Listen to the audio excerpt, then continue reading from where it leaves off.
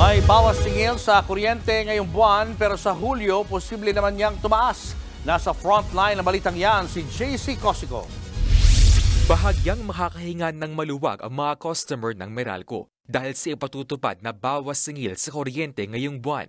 Halos 2 piso kada kilowatt-hour ang tapya sa June billing.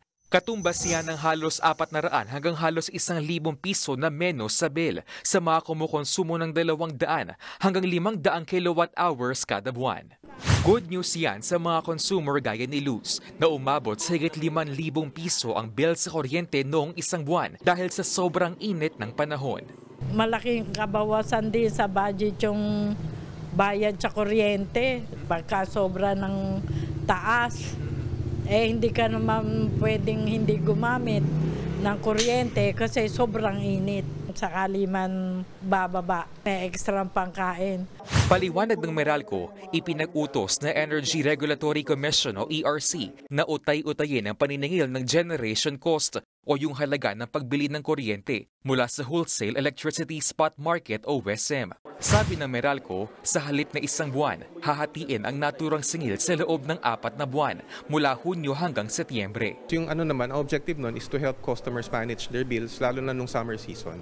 Dahil mataas ang konsumo, tas ayaw naman na sabayan ng mataas ang konsumo, yung mataas na rate. Dahil sa mga pagbabagong ito, madedelay ng ilang araw ang pagdating ng bill sa kuryente ngayong buwan. Pero adjusted din naman daw ang due date. We started releasing the bills over the weekend. So matatanggap na nila yan anytime now.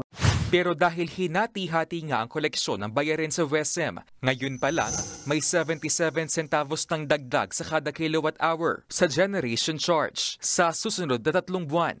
Ibig sabihin, posible ang taas singil sa kuryente sa Hulyo hanggang Setyembre. Sabi naman ng Meralco, baka hindi naman ito maramdaman ng mga consumer. Kahit may dagdag singil kasi sa generation cost, posibleng ma-offset naman ito na mas mababang konsumo dahil sa pagpasok ng tag-ulan.